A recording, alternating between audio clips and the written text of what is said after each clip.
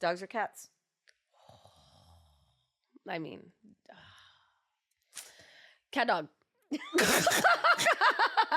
That show was crazy. Did you ever watch that show? Yeah, of course I watched cat dog. Fucking was so high in a meeting once that they were like, "I've got it. It's both. It's and they're both. Connected." Okay, great. Oh my God. Hi. Yo. Welcome. Whatever. Just the one camera. It's just me. It's going well, my friends. Welcome to Words That Move Me. I'm Dana. I'm thrilled that you're here because today we're talking to one of my favorite dancers and people, Comfort Fedoke, who has been at the top of my dream list for podcast guests since the podcast started, which is 5 freaking years ago, y'all. 5.5. Take that. I'm crying. That is going to come up a lot in this episode, actually. Not me actually crying. Well, you'll find out. Anyways, moving on. Before we get into this conversation with Comfort, which is so heartful and informative and really inspiring, and also she's so funny and I'm laughing all the time. Before we do that, we're going to celebrate wins. Today, I am celebrating a very successful Seaweed Sisters shoot yesterday with the one and only Taylor James. Thank you for the assist, Fiona Small. Okay, that was me. I love a shoot. And you know what? You also can have a photo shoot. You can have a photo shoot today. Probably not with Taylor James, and definitely not with Megan and Jillian, because their schedules are very hard to coordinate. But you can go out into the world and, take pictures with friends. I encourage it. But for real, what's going well in your world? Go.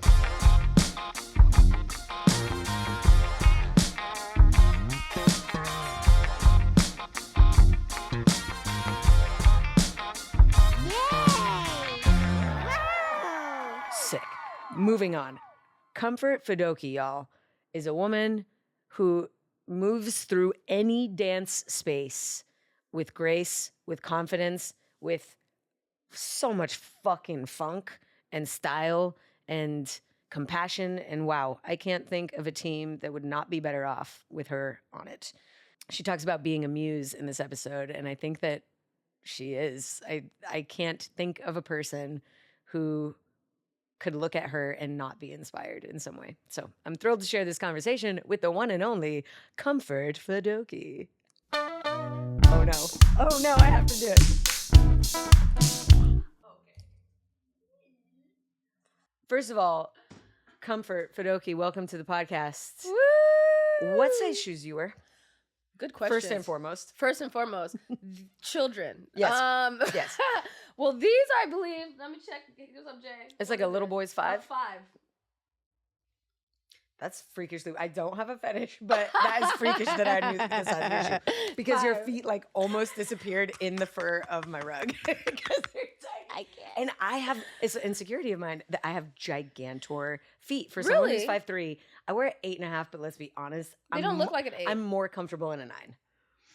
Because you need to always go a size up just to fact. Because, the shoes can rub against your, that's why you got the corns on the side. If I would rather a slightly larger shoe and have the option to wear an insole or a heel grip or, a funky, chunky sock. That option is nice. Although, if I know I'm going to be dancing, slightly smaller is better than too big because it's clumsy, you're flipping out, you look a mess. And a small shoe is aesthetically, it's nice to look at. So I feel like I've got cinder block feet, and it's something I'm self-conscious about. Also, I really wore jingly bangles on the podcast today. What are we working with, Comfort? Working with a full band is what we're working with. Wait, which is crazy. Before Comfort came in today, which by the way, we are going to get into a podcast eventually. I was listening to Chaka Khan, and I was like, you know what? I feel like Comfort is the dance world version of Chaka Khan. Woo! I think you're timeless. I think you are wildly versatile. I think you are loved by all. I can't think of a person that's no, I don't really fuck with Comfort. You are this person in our community that is loved and respected by all. And I'm so grateful that you're here. Thank you so, so much. Honestly, thank you. Thank you. And honestly, the feeling is absolutely mutual, Dana. Let's talk about mutual feeling. I have a feeling we're just going to be exchanging flowers this whole time. This whole time, because honestly, it is even just coming to California, coming to Los Angeles, and knowing who I was supposed to be able to connect with, or who I was able to connect with, and to be able to know of you and then be sitting next to you and then call you my friend and then still admire all the works that you do. So It's mutual. like it's honestly it's an honor to hear you even say that, because I feel absolutely the same way. I'm not crying. I mean, either. I am crying. I'm crying, but it it's- might be my new serum that I'm using on my face. But I love it. Oh my God, is that Okay. serum in my It's a serum. Okay, so before we get into Yeah. our meet cute and more mutual adoration of each other, This thing. I would love to hear you introduce yourself. Okay. Tell the listener viewer what you want us to know about you. Oh my goodness. Hey, what's up? It's your girl Comfort Fedoke. It's just a thing that I do Okay. all the time, just due to the fact that people will call me Fedoke Oh, when they see my last name. did I And- say it right today? No, you did. Okay. No, you did. But most people always say Fedoke. Mm. And I always have to be like Fedoke, like okie dokie Fedoke. Like, Oh, thank just you. anything that rhymes in that aspect can kind of help you get to that point. Thank you. Let them know. Yeah. Myself, honestly, I am a dance artist that just loves to be in everything all the time in some type of capacity. I'm over ambitious. I think maybe that's not a thing, but like No, no. Well, maybe it right, is. Maybe who it's not a decides thing. what's Who over or decides? Yeah, under? I think I'm deciding. I guess that in that sense, only because I just dive into so many different like avenues, and I haven't necessarily told myself that one is the one that's supposed to be only my avenue. So then I can get caught up in many and multiple things at the same time, and so yeah. But I am me. yeah, a multi-type, a multi-interest, a multi-talent that I'm so grateful to know and have connected with. So I want to talk about our meet cute. Oh, When the first time we met, I don't remember what year that was. What year were you on? So you think? wow. We should go there, huh? Mm-hmm. Time going back. I That love was that you don't 2000. know. I No, love that it's- because some people are like, "Oh, the first time was what?" And that was 2007. No, and it was crazy. Okay, it was It was a long 2000. time ago. It was a long time ago, but it was 2008. I was Okay. on the show Oh, there you go. as a contestant. Yes, correct. Right. As a That's why it was contestant. hard for you to That's why remember. it's hard. Because I had to. I so had you to think it's been a part of your literally- life for a fucking decade, I right? think or more. One thing I could say is I grew up on television, because I never thought I could say that, and when I think about it, now that you made me, Mhm. it was 2008. I was 19 years old when it was not fresh out of high school. I was like my freshman year into college, and I got into the show. Yeah. And moved to LA 2009. Where's home? Home is Dallas, Texas. D-town. Oh, Wait, Texas. How did I not know? Does Marty yes. know that? Yeah, Oh, me and okay, Marty would okay. talk about it. But the thing is, I never grew up in a studio. Right. So I didn't grow up in a studio world. Like I had like my best friends and like my dance brothers I grew up with that would always take me to certain classes or something like that when I started to learn a little bit more about the space. But yeah, I never really, knew until I started to pay attention to who the choreographers were of my favorite artists. Right, You know what I right. mean? And then I was like, oh, I care actually. about that's this. crazy. I like this. Who's Marty? I want to meet him. Like, you know what I mean? When I was, as I got more into it when I was younger, yeah. And also, I had same. Who's that guy? I want to meet him. Yeah. Okay. Yes. So Marty was invited to be a choreographer on the show the season that you were on as a contestant, and he invited me to choreograph with him, and he invited me to co-choreograph with him, which was very cool for me, because at that point we'd already done. I had done my first world tour with JT. I assisted him on that tour, which Yeah. was wild. Going from I was 19 with zero experience in the touring pop star space, Yeah. going from zero to being a dancer and assistant, and he was the Yeah. co-director of that show as well. Oh. So my notebook didn't just include dancer staging, Right. but also scrim cues, lighting cues, Wow. JT's track, the band Yeah. risers up down, all those Yeah. sort of details as Wow. well. So talk about steep learning curve. Yeah. We built a solid Mhm. trust and working relationship. So you think came around, and luck of the draw, we got to work with you and Jose, and I still love that Comfort. dance. I love that dance. I I still love love that the way dance. you dance that dance. I love the way you aren't afraid to be emotional. I love the way that being emotional doesn't stop you from being technical and foundational and clear, but mostly funky though, because sometimes Yeah, feelings get too high yeah. and we start losing the Mhm. clarity. Yeah, yeah. But I remember just, and I was Yeah. so nervous going into it. Really? Oh, man. absolutely. Very nervous to be you know, like those choreographers on that show get ripped apart or Yeah, they praised. do. It's kind of a make or break moment. It is. And I just remember feeling like we were in such good hands with both of you. And so wanted thank to you. flash back on that moment. Yeah, that's when I came on. Actually, that one is when I came on as an all-star. Was it? Yeah, so I was So it was later than So it was later. 2008. Yeah. It was later in 2008. That was like You posted it like 14 years ago. Does that sound 14 Mhm. years ago. Oh, yeah, girl. Yeah.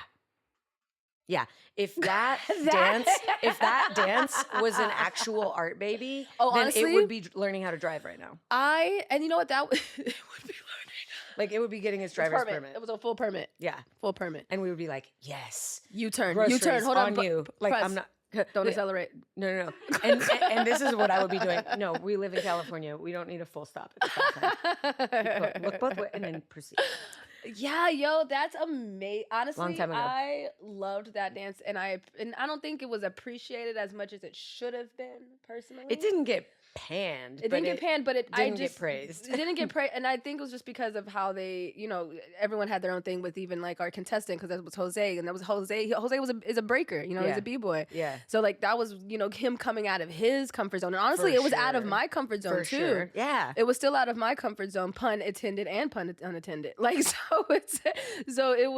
was so lovely to like dance. I never danced in such a stylized piece with like it was everything that y'all brought was like the clothing, the timelessness. Like I just felt like I was in I felt like everything needed to be in black and white. I just felt like I was in this, we you know. shot it. It should have shot it that way. It was a lovely moment to really understand storytelling through dance, but then also keeping it funky and stuff. That was great. Yeah. Marty and I performed that duet together in Japan. I can't remember if that was before or after we did the show. Okay. But dancing it is special because it is equal parts acting and Yeah. executing. Yeah. There's like a little locking breakdown. That's tough. Yeah. But it is about a relationship and tenderness, we'll call it. Yeah. And Try a little tenderness. just try it on. You Try might it. like it. Let's try it. Okay, so from that point, so even if that was an all-star day, Yeah, that was an all-star time.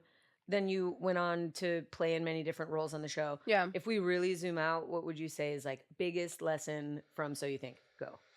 I know. The biggest lesson from So You Think is adaptability.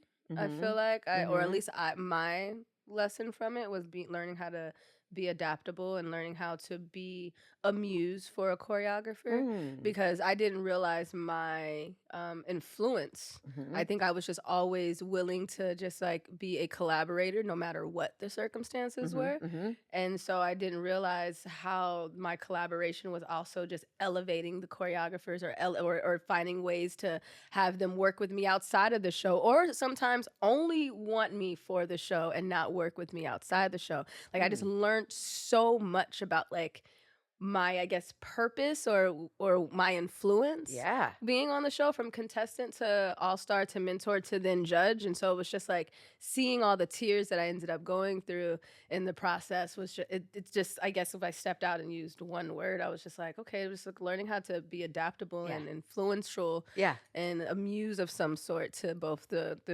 producers at the time and also the choreographers. And that's why I ended up having like lasting relationships with some of them. Yeah. I think, is that the only time we've really worked together?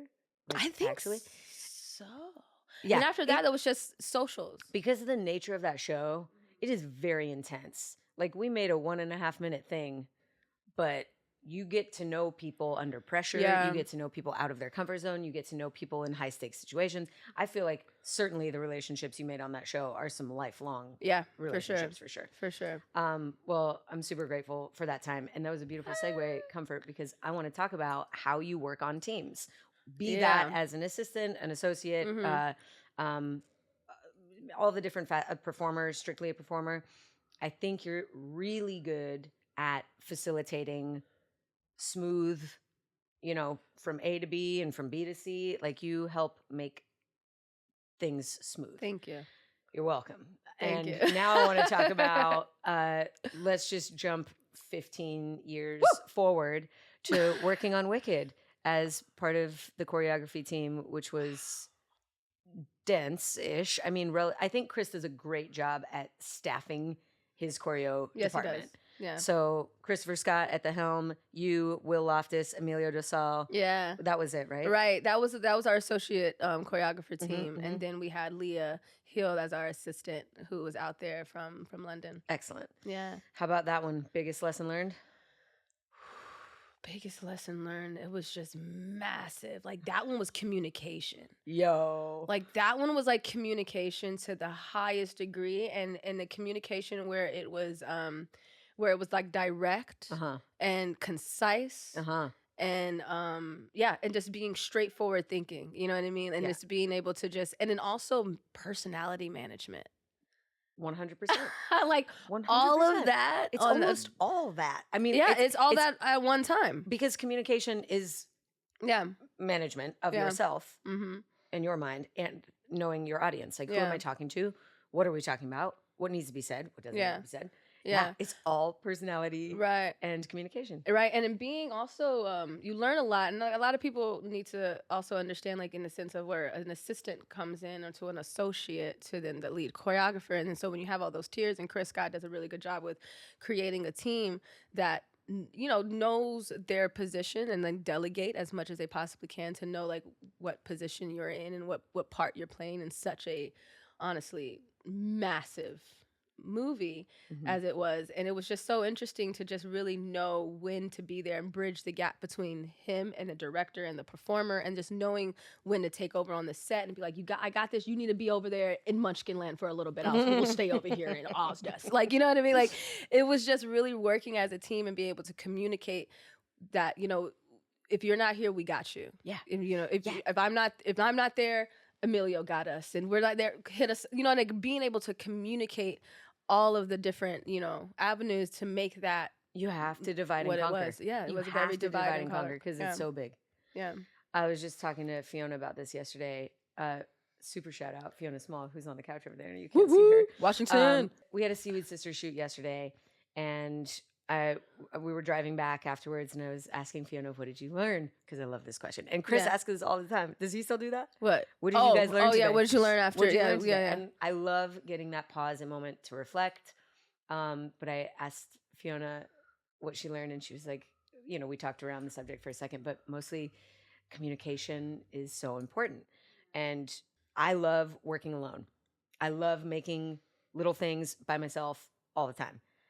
But the second the scale of your project expands by even one person, you have to be able to communicate the vision, the list of things to do, the tastes, the values, the reasons why I made this decision, so that we don't have to have this conversation again. Right. And I just value communication so much. And yes, I love the way Chris gives feedback. We had a couple very straightforward conversations that might have been tough, but I don't see them as tough. I see them as straightforward. And I love how he's able to do that. Yeah. Yeah. And that's what that whole thing was about, was just about communicating, but also just not communicating with each other, communicating with other departments. Like, because if they don't know how to communicate. Who's your favorite other department? I mean, honestly, I love Paul Towswell. Like, the wardrobe department, if I'm honest, like, I just enjoyed going there and just diving into what he was doing. I was like, what is the detail in this? Like, it was stunning. It was like, it was wow. stunning. I think I was just insane. I was super just like enthralled by just seeing all the different details and stuff like that. Yeah. That was fun to kind of. Same. And I love dress up. Like, I like loved dress up. I have always loved dress up. So don't tell Steve Gazicki, the music supervisor, who I love and got to work with on La La Land and In the Heights. Yeah. And he's just so wildly talented. Oh my God. Steve, you're a dream, and I'm coming for you. I want you to be on the podcast someday. Don't tell Steve Gazicki. But I would say wardrobe also. And it's not because, we need music to do what we're doing, and we work in musicals, and that's like a thing. But my movement is at least as informed by what I am wearing as it is by what I'm hearing. Yeah. And the second that fitting happens and you know, Yeah. oh, that's like, now I know who I am. Yeah, but you also know what needs to change, or you also get to have say with being like, okay, we're doing a couple of things like this. We need these type of shoes, or we need this type or of this type of gusset. Right, Because we we need need a little bit gusset. more. Let's be honest, We no need some matter- gusset. We just need a little bit more. Yeah, more room. We need more room. So yeah, like being able to, have that communication there, and Yeah. also just be nosy on the detail of the talents, like what their clothes were looking like. I was Yeah. like, let me see that one more time. Come here, real Yeah, quick, yeah. Cynthia. Wow. Yeah. Detail. Yeah. Prestige. Yeah. I'm a big fan. Do you know where we're gonna go right now? Where are we going? We're gonna talk about that scene, her solo. Yeah. Yeah. Okay, now I'm crying. Wow. I Yeah. didn't know she had all that.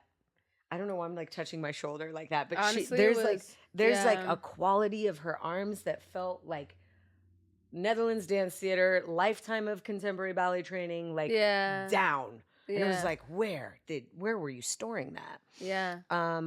And I know that you and Chris had a couple late nights creating that solo. Yes, we did. Can you tell me a One little late bit about night, it? actually. One specific late night. One late night. Let's get very. Tell me about it. Let's get straight. I'm familiar. It was. We had, so there was something that was already laid out prior to, like maybe some days prior to, and he had called me the night before we were supposed to Shoot show. that. No, show. Let's just show. Oh, got you. Just show Cynthia and start rehearsal, because we Mhm. started all the rehearsals pretty early. Mhm. But before her time slot to come and rehearse, we're supposed to, show her the Ozdesk, like the idea of it. And like Chris called me like, I don't know what time it was. I'm a night owl, so I don't know, like 9 p.m. maybe. He was like, "What are you doing?" And I was like, "Well, you know where I'm at. Like I'm You know exactly what I'm doing. You know what I'm doing." He was like, "Well, I'm not settled with what was done. And Yes, I want to that see is if so you." Chris Scott. It is so to like Chris not Scott. be satisfied. He's not It satisfied. might be my biggest lesson learned from him, actually. Yeah. Oh, yeah, because it's like, luckily we come from a street dance freestyle world that it's one of those things is like changing on the spot, on the dime, and Mhm, switching mhm. everything up, and then being prepared on that switch and not marrying something until you actually fully have it solidly, like,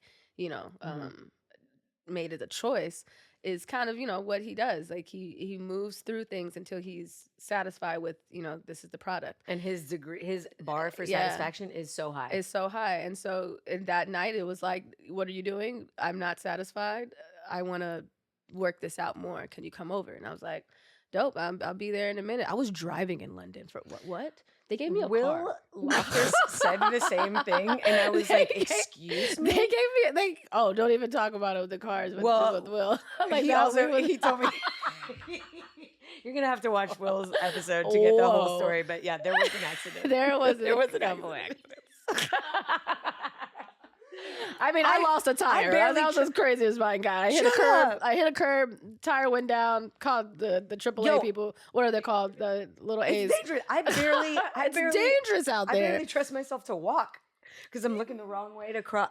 Oh I would my not drive. god! There's no way I would had be my driving. my hazards on. I was like, y'all gonna have to go around me. I don't care how steep this Not shit from is. here. I don't go here. Just a sign, American. Yo. Like, Okay, but no. okay. So I just drove over there. Sorry. But I drove over there, and he just was like, you know what? I just want to just feel what it is that we're trying to convey about her character. Like she wants to be able to move. She can move. Cynthia used to be in a street dance crew called Boy Blue. I knew she danced. Like, Yeah, I she knew used to be a had part of a dance crew. background, but- She had a crew.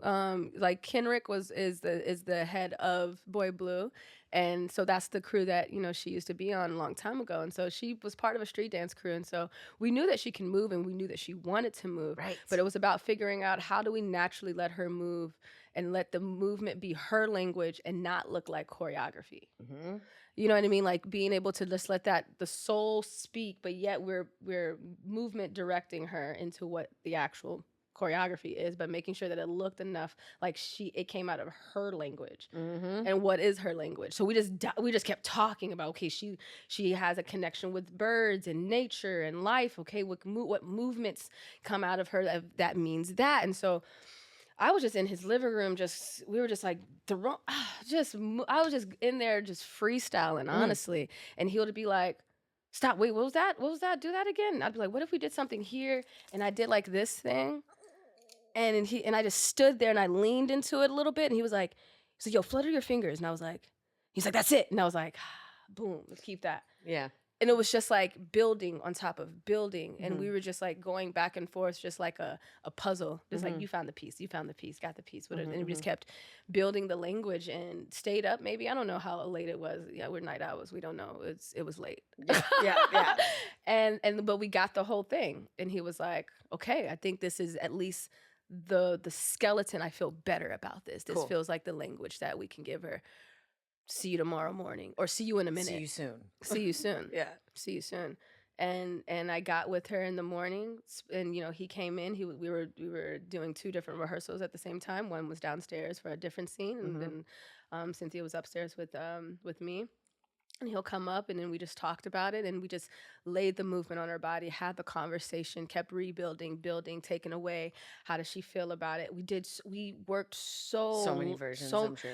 But so many versions that were still that version, because what was important was, it was just, she loved it. It was just about understanding how is it coming from her. You know what I mean? And so the more that we talked about why the movement was going, like why were we doing these things, like why was she in this space, like why does she come from her stomach, like all these little moments, we had to like talk them out narratively, so because she's an actor. Having you know what I mean? Why other than choreographer says so is essential. It's very essential, but collaborating with a talent such as Cynthia. Yes. You know what I mean? So you have to know why we're doing things, or it's just not, it's not going to register her to them, or whoever the case may be. And so in that moment, it was intimidating at first, but then it was also just so rewarding at the end when she began to trust us and trust me with my thoughts and why I think it should look like this, or why we should stop at this moment, or why should we stare, or why did we look at that hat and stay in more moment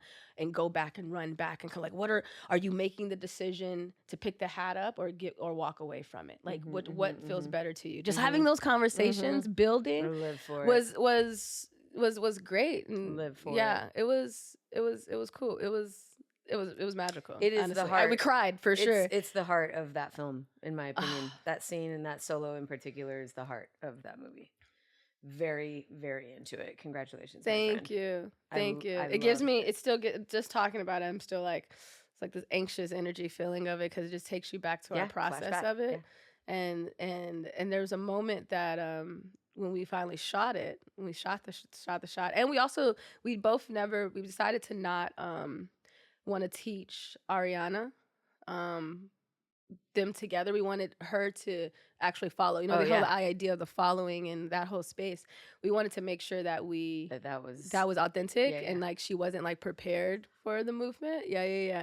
Right. So that was a really cool moment. But when we actually shot the whole thing, it became the scene wasn't meant to be that, I guess, emotional. It just ended up turning into the vulnerability of that. When Chris was like, we just wanted to be silent, like just maybe a little bit of like undertone at the, like it was just, and that's where the music team was absolutely just brilliant. Clutch. Because they just collaborated with the idea too. Cool. Steven Schwartz was just like, yeah, whatever you want to do. Like a lot of times, you know what I mean? It was just so lovely to just be able to build it how we actually felt the scene needed to go. So when we shot it, it was so emotional. Cynthia was crying almost every take. And it got to a point where one of her takes that were Ariana's take, like her coverage, she just couldn't do it anymore. She was so drained. Ooh. And just from being in that scene and, how they made it. And so then they asked me and they were like, well, can you stand in? Like, because Cynthia can't do it. Can you stand in for Ariana's coverage? So Ari's coverage is you. So some like maybe one or 2 takes are shut up. Well, I will be soon wicked again. I mean, I'm sure you won't be able to tell. I'm sure if they which ones they used or not. But there was a scene for you. Were you a stand-in No. throughout? I wasn't a stand-in like Okay. that. It was just were you off camera? I was dancing with her. Holy shit. It was just I was You- actually dancing with her. I was actually in the scene, but I think they done a really good job with, and I don't know, maybe they used some of that, maybe Yeah. they did not. Yeah. But I knew that I had to step in. Ooh, There was a that's moment such that a I had fun to step tidbit. in. Thank you yeah, for sharing yeah. that. Yeah, of course. I don't know if they used it. I can't remember if they used that coverage because of the fact that I wasn't green and in or whatever. I was just her point. I was just her eye when it was going to be like very close up Yeah. moments of her and the emotional. And that was a day. And that day we like bonded like For sure. that. Like we cried. I was like, oh, I see why Cynthia couldn't do this. Because when Because you tap into that, This was it was heavy. I was like, wow. Especially all the energy, the people staring at you and knowing what that feels like when someone just doesn't accept you, and it takes someone else being like, you're cool, to make everyone be like, I love you. It was just such a haunting moment and feeling. Isn't it wild how relatable that moment is? Yeah. But we're telling the story of like, quote unquote, the black swan or the ugly duckling. Yeah. And yet everyone relates to that. Yeah. Yeah. What does that say about our society? It's what it says about like just the recycle of our society, like the things that just constantly happen over and over again in different ways. Humanity. It's yeah. humanness. It's human nature in that sense, right? Yep. Ah. Yo, I'm stoked. I love it. I'm so impressed by you. Oh, man. That was exciting and cool. And the Wicked ride is still riding. We're gonna get the second one soon. Curious about what you are working on right now. Talk to me about a void. Talk to me about, like, I love a passion project. I love a personal anything. I love. It's cool. Listen, Warner Brothers films. I won't say no. I'm not gonna say no to you. No. Residual, But never say no. I'm not saying no. But I can tell you that I get so excited about some fucking dumb shit that maybe like my number of followers on Instagram might see. But I don't care if it's important to me or if it's an itch that I need to scratch or something I want to explore or something I want to shine a light on. That's what I want. And I don't have to answer to. I also love answering to John Chu. John Chu, I will answer to forever. But when you have no one to answer to other than yourself, there's like a power and responsibility that comes with that gives me fucking chills. Is that what a void is for you? And am I saying it right? Or is it called a void? Or is it like, what are we it's doing? just, we play with the word avoid. We came up, so my creative partner, Zoe Rappaport, we created this show called Avoid. And avoid is pretty much a double entendre in the sense of avoid or a void, because it's the things that we avoid in our lives. There's an emotional state that either we are influenced by or we're affected by emotion or other emotions that kind of, you rub shoulders with. Like, how does that affect you, or how do you let it affect other people, right? And so we wanted to create a show that was based upon emotions and like in that understanding. And so we were able to collaborate with Chromasonic Field, which is a light and sound installation out in downtown LA, where pretty much best way I can explain it, in their space when it sits alone, it's like it's a place where color becomes audible and sound becomes visible. Well explained, friend. Like, you know what I mean? That should be on the website. If it isn't, you know what I mean? So that's the space, and so you have this like full sensory experience in the space.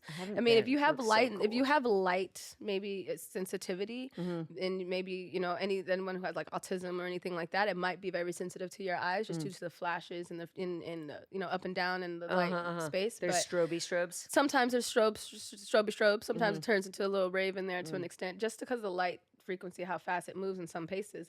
But the way if you close your eyes, the amount of conversations people had where people who just lay into the space and then they close their eyes and they can still see the color now hear the sound and let that kind of move them. A lot of people have visions. A lot of people have had out of body experiences. So that's the space alone. It sits. And then then we were like,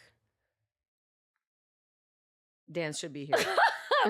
Because Dan should be in here because what happens when movement connects with frequency like that? And when you now see a visual take on what you're already feeling. Like you use all your senses now, right? You know, and now you're allowed to really understand what you're feeling by visually seeing it on dance artists who knows how to tell the story. Cool. And so because it's based on emotions, it very much does connect with what the space is about. So we wanted to do a true collaboration without taking away from the nature of Chromasonic Field and then placing, you know what I mean? Like trying to do two different things that don't connect with each other. We wanted our piece and our story to really be about sensation, to be about feeling. Yeah, about feeling, and let's let it like the collaboration be authentic and let it feel as if this dance or this piece has been with this space forever. And it was just its first time. We started this in February, and now we are opening up our first opening June 13th and June 14th. Tickets are on sale right now. Let's go. It's so exciting. We had like a work in process. Like, thank you first and foremost for your donation. Oh my God. Like Art must happen. Art, you must make it. Yeah, we've been getting so much love from donations to put towards, you know, the Still dancers. taking donations? Still taking donations. Link will be in the show notes. Still taking donations. Because it's also for the dancers. This is also very much a sweat equity and and investing our own money into the space and for our dancers as well. So all the donations have been really, really, I know really how thoughtful. hard it is to make a thing.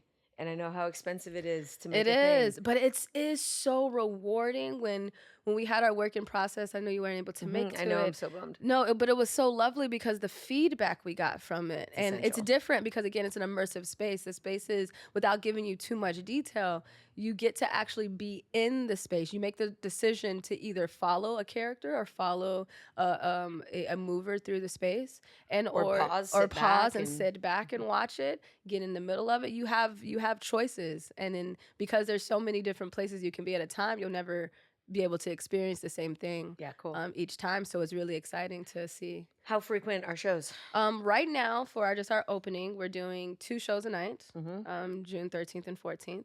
That's our only weekend as of right now. I know, as of right now, but that's why we are trying to like push it in a way because it does feel like right now is like a proof of concept. Great, We're trying to see how this Get some works. really good coverage. Get some coverage. Get a proof of concept. Hopefully sell this motherfucker out. Sell it out. Then do a phase 2. Do a phase 2. More fundraising, more and shows. you know, and just kind of see what ends up happening. Right now, it's just to see how this works. You know what I mean? See if the space takes it in. Oh, I'm pissed I can't be there. Can you be there? Oh, shit. Duh. You like, can't be I'm there. good. Can you be there, listener, viewer? Please be there. Please go sell out the show. Okay, I can't wait to hear about it. I'm going to have you back on the podcast, and I'm going to be like, what was your big lesson from Avoid? I love a big lesson, though. Listen, this is why I do the podcast. Yeah. I don't think everyone out there has to learn the same hard lesson that I spent 20 years learning. Yeah. Like, why can't we just share our big lessons with you so that you don't have to make our big mistakes? And then the unsexy word for it is as a workforce, like as a cohort of choreographers and dancer artists, we can do better. Yeah. And I live for that. I can't wait to hear how it goes. Please, I will keep please you stay posted. in touch. I really am so excited for you. I will absolutely keep you posted. So cool. Okay, you ready for final phase of this? Okay. Okay. Coffee or tea? Tea. Dogs or cats? I mean, cat dog. That show was crazy. Did you ever watch that show? Yeah, of course I watched Cat Dog. Fucking was so high in a meeting once that they were like, I've got it. It's both. It's and they're both. Connected. Okay, great. Morning rehearsal, night rehearsal. Night rehearsal. Favorite color? Green. Favorite book? Children of Blood and Bone. Wow, good one. And I like that you just had that. Freaking love that book. Ready all to three, go. all 3 sagas. Okay, how about favorite move? Favorite move. We're gonna call it favorite dance move. Okay. Riley and I were just talking the other day how much I love moving into the carpool lane on the 134 circa 8 a.m. on a weekday. That's my actual favorite move. Is eastbound. Favorite move, tailgating. Eastbound 134. 8 a.m. I love moving into the carpool lane. But what is your favorite dance move? What? If that's like, I love the fast track lane. Get me out of here. I love the fast track lane. Which reminds me, if you are also getting texts about your unpaid don't do violations, don't do it. I it. have like Don't do it. once every 2 days I get one of those. And also just be prepared to know that your number is on the dark web. Your number is definitely on the dark web. So that's why you're getting all those texts. So you maybe need to be cleaning shop and full creating sure. new email addresses Full sure. and Disclaimer. definitely resetting all your passwords. Yeah. So favorite dance move, I would say, it's the Dougie. D-Town Boogie. Wow. The D-Town Boogie. That's where I'm from. That's where it's, I naturally just, I can just be right here. I ain't It's like in your bones, isn't it? That's it, It's a D-Town Boogie. You do it anywhere. Wait. Uneducated. Did it start? Is that Yes. what it was called at the Its beginning? originally name is called D-Town Boogie, Shut known your as mouth. the Dougie. And the only reason why it's called the Dougie is because when you wipe your head, it was paying homage to Dougie Fresh. And now you know. And now you know. Done. Least favorite move. Very curious to hear. I can show it to you. Do it. Ah. You'd be shocked at how many people answer this question that way. It's like almost unanimous. Hate it. Hate it. I hate it. Okay. How about a guilty pleasure? Something that you really enjoy indulging in, but maybe you shouldn't. I guess watching what they would call trash television. It says a reality television TV, show. like Bachelor and shit.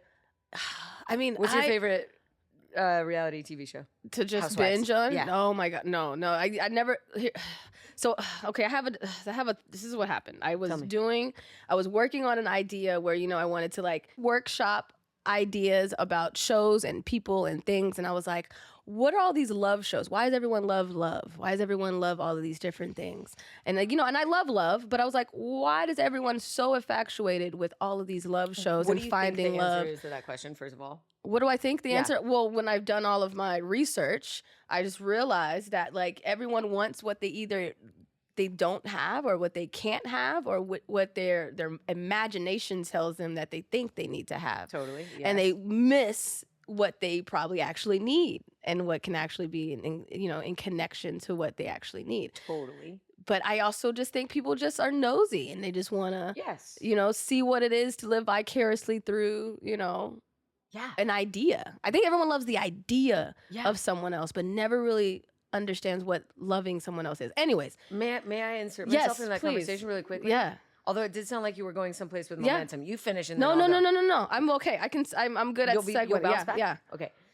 I also think, in addition to all of those things, that being in love, and we'll just call it romance in general, is a billion-dollar industry. It is a huge, yes. People make so much money when you're dating, when you're in love, Yeah. when you're vacationing, when everything costs that same much times two. Yeah. Because there's fucking two of you. Yeah. Our world, the economy of being in love and like how much more money you spend when you're in love or when you're in a partner, it's like makes me want to actually crawl up and die because there are so many things, Yeah. so many systems that help get you into love, right? All the apps, all the dating itself is like it's just this Swiping. thing. Yes.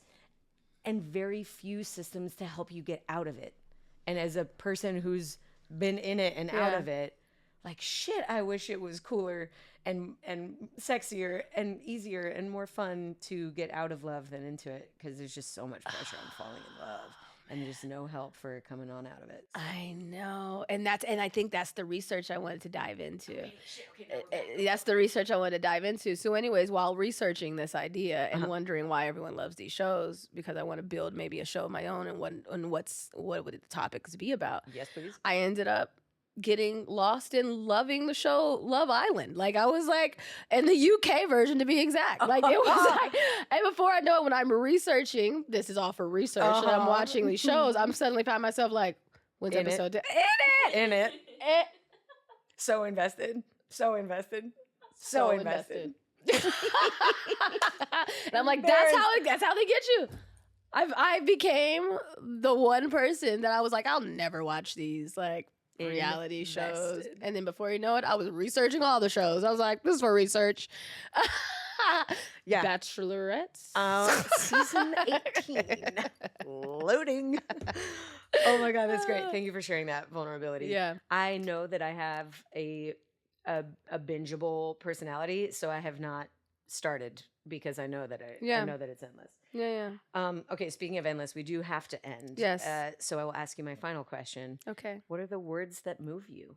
A guiding principle, a mantra, an affirmation, a poem, a horoscope. I don't know. One that I have tatted on my body on February 22nd, 2022. Good with 222222. Oh, nice. It was a very special day. Uh-huh. Trust the process. Oof. It's the constant thing I keep telling myself is trust the process. TTP all day. We just have to go a little bit further because I know that is so much easier said than done. Way easier said than done. Like the words, trust the process, I can think at any time. But the actual feeling of being in trusting. Mm-hmm. That is not easy because you can't see, it's like. And it's easy to get knocked out of it. Right, because, it's like when someone says, like, you don't know, what's behind a door if you close it. You know what I mean? Like, you don't know what's going to happen if you close one door. Is another one going to open? Like, the trust in knowing that, like, your instincts is important, regardless if your faith in that is important to see the outcome, even if it doesn't look that way. Yeah. It doesn't even feel that way, but instinctually, if something is eating at you to not do something and or do something, trust that, and whatever direction you end up going in, regardless if it looks bad or not, like the end of the road, trusting that process, I think it will work for you in where I think you're supposed to go. This is interesting because what you're saying is actually different than trusting the process. It's trusting yourself within the process. Yeah, and I think that's all that really is. I think that's what trusting the process is, though. Like, because you have to trust yourself within the process, because if you don't, you're just like, yeah, this is going to work out. Yeah. This will be fine. It's reckless. It's reckless. It's reckless. It's good. Reckless process. It's all good. And you're like, that's fine too. That's living on faith, just, carefreely. And that's also fine too. And knowing that everything is going to be okay. But also, if you want to just remember the process and remember what you did, the lessons you need to learn, the lessons you need to take from it, then it's like it goes a little bit deeper than that too. Or if you want to refine the process, if you want to elevate the process, if you want to call back to Chris Scott and his moment of feeling, his instinct was like, this isn't quite right. We can do better. Yeah. That part, if he had just said, I'm going to trust the process, it'll work itself out. No, I'm going to trust myself in the process. I'm going to listen to this instinct that says this isn't quite ready. Yeah. And then the process will lead to an end result that I'm like wildly proud of versus one that I was passive in. Yeah. That's huge. Thank you so much for sharing. And thank you so much for being here, Comfort. Whoa! We did it! We did it! Fucking 3 years later. Or like 4 years later. Because we've been doing the podcast for 5 years. Oh, and you've been top of my list from the beginning. So thank you. Oh, thank you for having me, honestly. Much blessings for this, as everyone can be in this chair and feel so comfortable just opening up their entire spirit realm to you. So that's exciting. I have the gift of God, so I'm just trying to put my natural talents to good use. Yeah. Thank you again. Thank you, listener, viewer, for being here. Like, subscribe, leave a review or rating, click the bell for notifications, and keep it funky. I cannot be fucked with now. My outs are so tight. I used to be like, if you're on YouTube, then at the bottom of your shit, is the bell at the top or the bottom? Thanks again. Bye. This podcast was produced by me with the help of many. Big love to our executive assistant and editor, Riley Higgins. Our communications manager is Fiona Small, with additional support from Ori Valladares. Our music is by Max Winnie, logo and brand design by Bree Reitz. And if you're digging the podcast, leave a review and rating, and please share. Also, if you want to connect with me and the many marvelous members of the Words That Move Me community, visit wordsthatmoveme.com. If you're simply curious to know more about me and the work that I do outside of this podcast, visit thedanawilson.com.